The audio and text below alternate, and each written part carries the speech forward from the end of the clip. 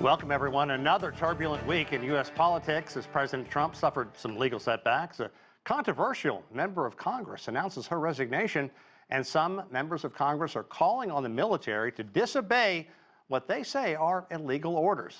A lot to chew on here. So let's begin with CGTN's Poppy Mputing. She is in the newsroom. So, Poppy, 6 Democratic members of Congress, all of whom either served in the military or the intelligence community, released a video telling those in the U.S. military to refuse illegal orders, and it turned out to be quite controversial. Bring us up to date. Tell us what happened. Yeah, very controversial, Sean. Of course, this relates to their umbrage to U.S. troops being deployed to U.S. cities, predominantly Democratic-led cities, and it prompted them to release this video. Let's watch. Our laws are clear. You can refuse illegal orders. You can refuse illegal orders. You must refuse illegal orders. No one has to carry out orders that violate the law or our Constitution. These Democratic lawmakers were also referring to the strikes the Trump administration and the defense secretary and the state of defense have been carrying out in the seas in the Caribbean. And their take is that military personnel and intelligence officers shouldn't be forced to do anything they don't want to do. Now, when this video was released last week, President Donald Trump was quick to speak out, calling this behavior seditious and saying it was potentially punishable by death. So very strong words there. He did walk back that intensity, but it has still resulted in a couple of very important developments. First of all, we've got Secretary of Defense Pete Hegseth. He is launching a probe into Senator Mark Kelly, who is a retired Navy commander, so that would fall within his remit. And there is an expectation that by December 10th, there will be some kind of news coming out about that review. On top of that, we also see that the FBI earlier on Tuesday is intending, according to reports, to have all 6 lawmakers interviewed with regard to this video. Now, they are fighting back, saying that there's absolutely no merit to these actions and that their First Amendment rights to free speech are protected. And in a setback for the Trump administration, a federal judge on Monday dismissed criminal charges against former FBI Director James Comey and New York Attorney General Letitia James on the grounds that the appointment of the U.S. attorney who brought the indictments was simply invalid. Tell us more about that.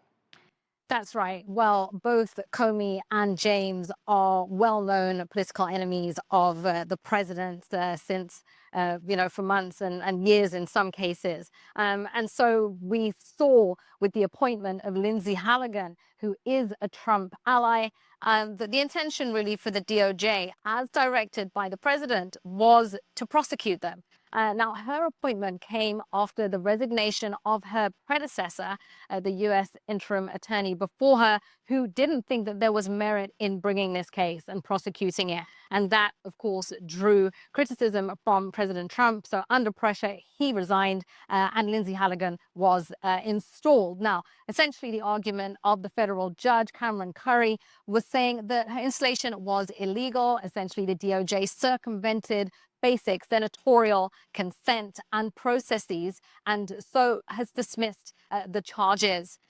As it stands now, Trump-Mamdani, the Attorney General, says that they will appeal. That case was dismissed without prejudice, which means that sometime in the future, it's very possible that the administration or the DOJ will refile the charges, Sean. Okay, thank you very much, Poppy, for that excellent setup, and we do apologize for the bit of difficulty with the microphone there. But a lot to get to in our panel right now, so let's go right to it. We have Jadan Horyn. He is a political analyst. Also, Joseph Williams, a former senior editor with the U.S. News and World Report and also a journalist right now. And also in our studio, Rina Shah. She is a political strategist as well as commentator. And Gene Rossi served as an assistant U.S. attorney in the Eastern District of Virginia. He is currently an attorney with the law firm of Carlton Fields. And Gene, I want to start with you. Let's begin with what Poppy was talking about and the dismissal of the cases against both Comey and James, because these weren't thrown out because of selective or vindictive prosecution, but rather who was bringing these cases. They found that the judge in this case found that the U.S. Attorney Lindsay Halligan was appointed at the direction of the president and was unlawfully appointed. Break that all down for us, and do you think these charges are going to come back up? Well, I think the charges for Letitia James could be refiled. But let me just say how devastating these rulings by Judge Curry were for the Department of Justice. What the opinion held was this. When Lindsay Halligan was appointed as an interim U.S. attorney, that act was in violation of a statute and the appointments clause, because the statute says that the Department of Justice gets one bite at the apple. They can only appoint one interim U.S. attorney for 120 days. You only get one. You don't get 2, 3, 4, 5. And in 1986, Justice Alito, when he was working for the Department of Justice, wrote a memo when he was a high-ranking official saying that you only get one bite at the 120-day apple. So what happened here was Eric Siebert, who was the prior U.S. attorney, he went through the 120 days, and then he was appointed U.S. attorney by the courts. And then flying in is Lindsay Halligan to be the second interim U.S. attorney, and that was illegal in the eyes of Judge Curry. The vindictive, the selective, and all the other kerfuffles in this case, and there are several, they don't have to be touched. This was a legal argument, and for Mr. Comey, unlike Ms. James, Mr. Comey, I don't think they are allowed to bring the charges back, because if Ms. Halligan did not have legal authority to present that indictment, it's as if it never existed. And therefore, the statute of limitations has expired, and arguably, Mr. Comey is a free man. You know, it's going to be interesting because if you listen to President Trump in the weeks leading up to this, time and time again, he talked about Comey, he talked about James, saying, in essence, he thought that these people would get off even though they are guilty. So he stuck to that, and the White House sticking to its guns right now. The press secretary saying that Halligan was appointed legally, and also Attorney General Pam Bondi saying that the Justice Department will be taking, quote, all available legal action, including immediate appeal to go back and move forward on these cases. In Comey's case, I think he was indicted just days before the 5-year statute of limitation was set to run out. So, Gene, if I can get you to weigh in just a bit more, how could they theoretically bring these up? Because the Trump administration doesn't give up easy. Here's the thing. If I had to bet money, I will give 10-to-1 odds that on appeal, the Department of Justice is going to lose. This is the 4th district judge that has said you can't have a second interim U.S. attorney. So they're 0 for 4 in the district court. And then if it gets to the Supreme Court, you have Justice Alito, who, when he was with the Department of Justice in 1986, he wrote a memo saying you only get one interim U.S. attorney. So the Department of Justice can do whatever it wants. It can appeal to heaven if it wants, but it's still going to lose. And Jim Comey is probably going to walk free because the statute of limitations has expired. Interesting.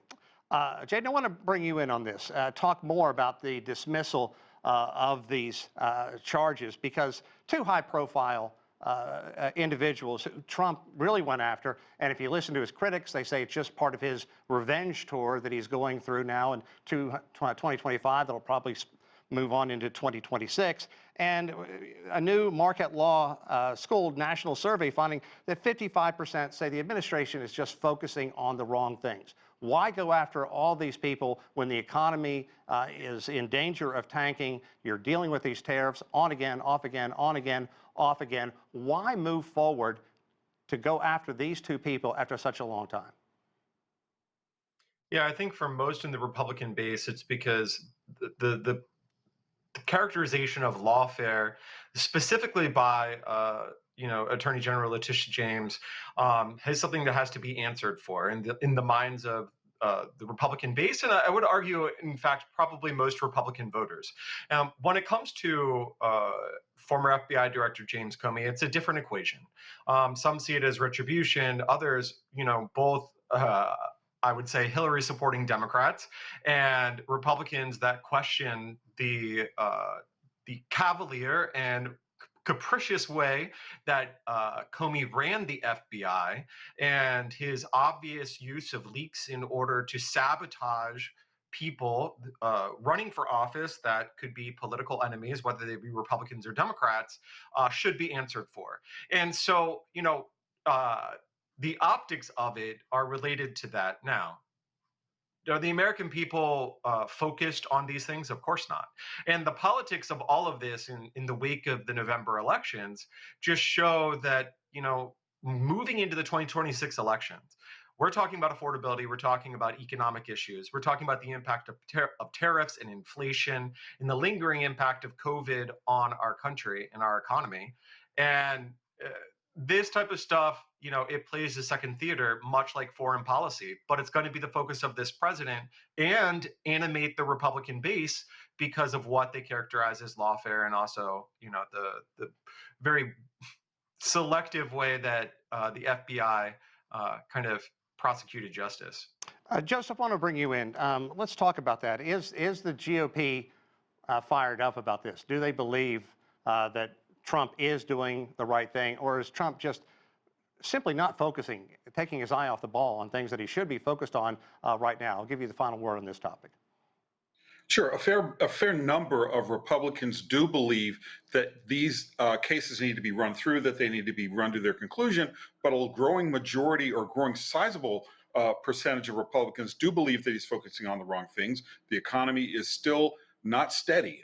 We still don't have a lot of solid ground under our feet as far as the economy goes. There are a lot of people that are worried that a recession is over the horizon. There are a lot of people that are calling Trump on the fact that he claimed when he took office to be a non-interventionist, and that's simply not happening either. And I think that a lot of these cases are part of Trump's vindictive tour. Yes, they do need to be held account, but that's just the diehard Republican base that wants to see these things fall through, the conspiracy MAGA wing, if you want to call it that. So certainly, I think there are some people out there who believe that it is warranted and that it is just and the right thing to do, but a growing number, and mind you, it is a growing number, of Republicans believe that things are not going the way that they should, and that Trump needs to refocus on the things that he said he was going to do, i.e. make the economy better, get people back to work, reshoring American businesses, none of which has actually happened.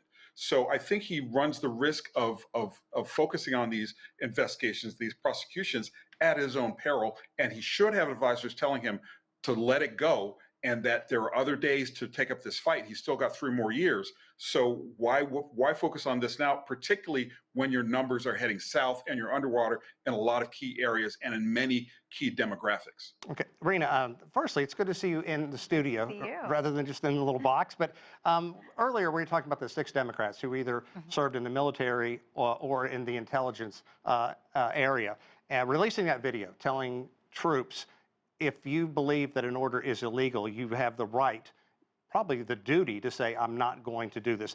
Talk about that, because President Trump came out and said, this is seditious, punishable by death. Now, he walked that back, but that's a tough one to walk back. Once that genie's out of the bottle, people focus on that. And you're talking about some very well-known, very distinguished individuals. Well, elected representatives of the people is who we're talking about. And in this government, we have checks and balances. The legislative branch is supposed to check the executive branch. I think we've forgotten that over time. And particularly in Trump 2.0, it seems, with his executive overreach, we sometimes forget that senators and members of the House of Representatives are able to exert their influence as well when they believe that there is a problem. So, of course, coming out and saying, hey, members of the military, of which Trump is their commander-in-chief, you can defy orders which are illegal. There's going to be a lot of back and forth about this, but all the top brass that I have heard from so far, and these are, again, nonpartisan people who are now out of military service, who are saying that this oath I took, though I'm retired, that oath, I still am under those words. To the Constitution. To the Constitution. More than anything else is what these retired members of the military are saying is greater than what Trump is saying to active military members. So you're seeing those outside pressures come and really color the situation. I think the average American looking at this doesn't know what to think. I myself am a new American, don't have any members of my family that served in the military, so I'm willing to sort of take the commander-in-chief's word. But in this situation, to say that these members of Congress should be punished by death simply for saying what they believe is right under the Constitution, and by all indication is that members of active military can defy what they believe to be illegal orders. I think this is a situation where it just depends on whose ears it's landing on. And that's a sad moment for the Constitution. It's a sad moment for checks and balances because, again, it turns into a he said, she said situation.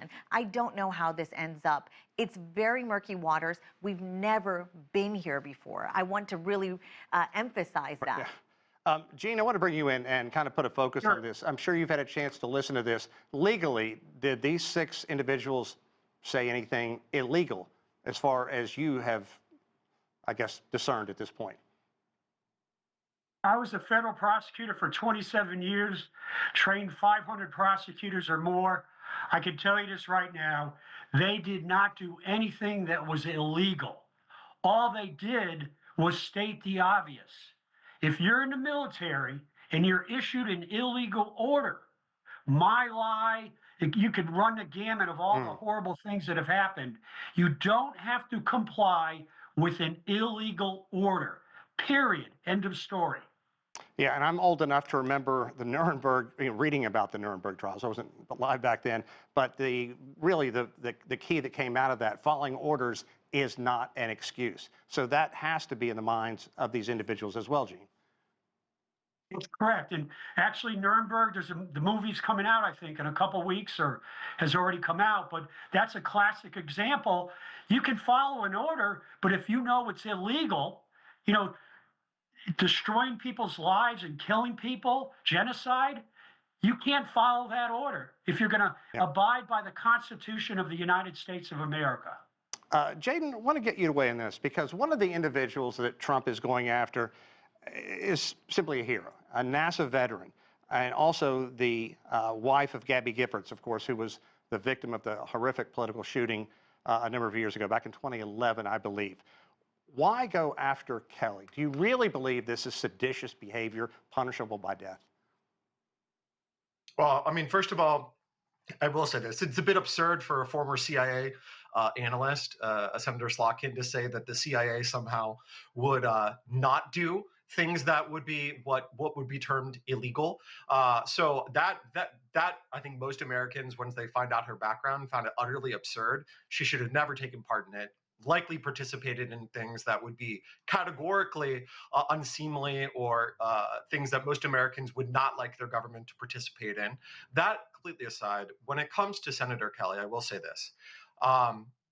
Congress has no part in the chain of command in the military. At no point do individuals or are individuals shielded by Congress in the UCMJ. If they reject an order based on their own conscientious objection, they can still be court-martialed. Congress has no role in overturning that. It is not part of the judicial system related to the military. So encouraging that kind of behavior with offering no protection, with offering no examples. Well, I think that he could easily argue that he's got the experience as a military veteran to say, look, I've been in your shoes. If someone told me to do something I know is illegal, I'm not going to do it. Example from his own background, where he rejected an illegal order. It's simple as that.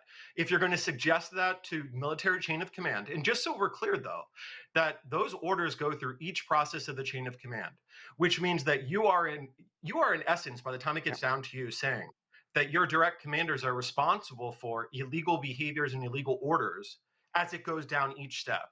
So by the time it gets to you, the lowest level person that is executing those orders, you are now having to have that burden of proof. It is putting members of our military in an incredibly dangerous situation for their own futures and careers to encourage them to question their superiors in that way. Certainly, there should be no exercising of illegal orders, obviously, but then the entire chain of command of our military would be indicted in that process. It is not just from the commander-in-chief. The president's not picking up the phone and calling individual members of the National Guard to say, beat up that particular protester. That's just not what's happening. I'd like to piggyback off that for a moment, because I think that's important. The timing of this felt very odd to me. It felt like they were looking to score a real political win when at a time where it felt like Democrats were not getting any wins anywhere. He's also using it to raise funds. I get lots of texts from him every day saying, This was a grouping of people that wanted to show force in some way, and using political messaging like this. Like I said in my remarks, it's confusing to those of us who don't know the military, don't have anybody to tell us, hey, this is wrong. But also, as Jean said, from a legal standpoint, you can defy orders. So I think at the end of the day, what we need to look at this as is that this is just, again, a show of force, party to party. We live in such hyper-partisan times.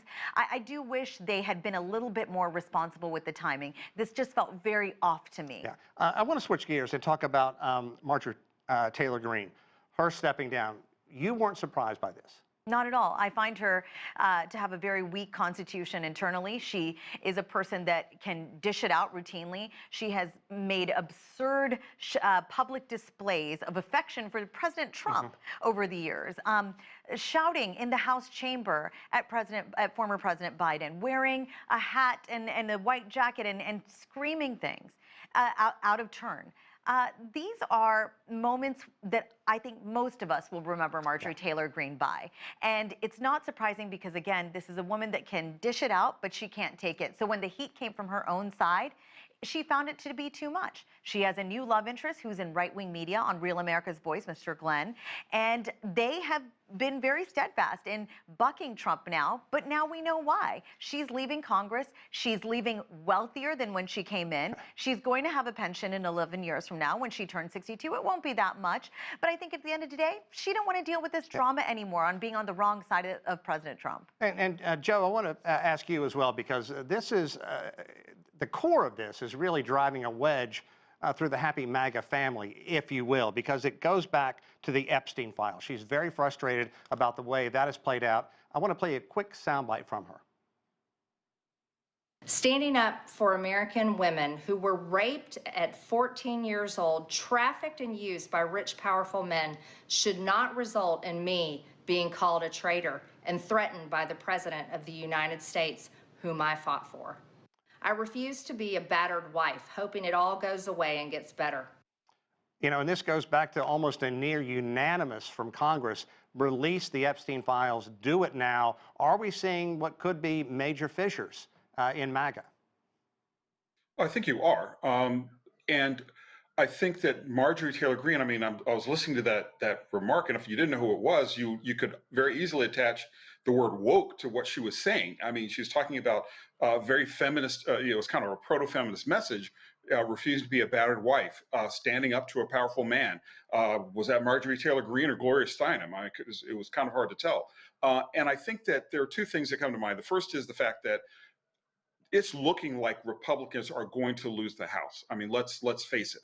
That's the elephant, I think, in the room. And Marjorie Taylor Greene probably realizes, and for all her faults, she probably is shrewd enough to realize that it's no fun being in a minority in the House. And it looks like they were headed that way, especially since Republicans, or rather since Democrats, if they're in the minority, are probably going to make life really difficult and painful for President Donald Trump. The second thing that comes to mind is, you do talk about Marjorie Taylor Greene, who can dish it out and not necessarily can't take it. But I do think that it showed a little bit of spine to stand up to Donald Trump, especially when he was levying such pressure on those Republican Congress people who were looking to have that vote, looking to vote in favor of releasing the Epstein files. I want to touch on something really quickly, though, from the previous conversation about the Uniform Code of Military Justice. You ask about the timing. Well, the timing, I think, is not necessarily that suspect when you realize that President Trump is planning to send National Guard troops into New Orleans at any moment now, probably any other major city that's going to come down the pike, and has very openly said that he wants these cities to be training grounds, and he wants all use of force, all necessary use of force, to happen when those troops are on the ground. The second thing is, it kind of surprises me more Yeah. that Donald Trump reacted the way he did. Let's just say on its face that they're talking about you can defy a unjust military order, you can defy a military order that's not legal. Well, okay, does the commander-in-chief plan on issuing an illegal military order? And given the fact that it does have to go through, filter down through the chain of command to actually get to the troops on the ground, why was this such a big reaction by the commander-in-chief? Is he talking about issuing illegal military orders? Right. And to me, that's where it sort of feels like the hit dog hollers here. Okay. And that sort of feels like why this becomes such a bigger deal than just a bunch of senators talking about, senators and congresspeople talking about the Uniform Code of Military Justice, which is a total snooze on any other day. Jaden, I want to get to you and quickly change the topic because we saw this very anticipated showdown in the Oval Office with Mayor-elect Mamdani as well as President Trump there together. I want to play you a quick clip from that gathering. What I appreciated about the conversation that I had with the president was that we were not shy about the places of disagreement about the politics that has brought us to this moment. And we also wanted to focus on what it could look like to deliver on a shared analysis of an affordability crisis for New Yorkers. We don't got a lot of time, Jaden, but I want to get your thoughts on that because this caught a lot of people flat-footed to see the way this played out. Yeah, it was peak political theater, absolutely. Look, Republicans will walk away saying that Trump schooled Mamdani, and leftists and Democratic Socialists walk away saying that was a masterclass in how to make a bully take a seat. So, look, it's 2025, and these are two huge personalities from New York. They're used to braggadocio, and they're used to just swagger. And, it was a scene that unfolded for the world, right. For huge personalities. Jaden, I got 30 seconds left. I want to get your take. We're winding up this year. Who do you believe is going to be the first member of the inner circle, the member of the cabinet, to leave, either be forced out or resign? Bondi. I think the Attorney General is incredibly embattled. If you follow podcasts, if you're looking at conservative world, she is seen as ineffective at best, openly saboteur at worst, and it appears the president gives her favor and deference because of Susie Wiles and Florida connection, but it's probably gonna end soon. Okay, I want to thank our panel. Wonderful discussion as always. I appreciate your all's input on all this. That does it for this edition of The Heat. I'm Sean Calebs in Washington, D.C.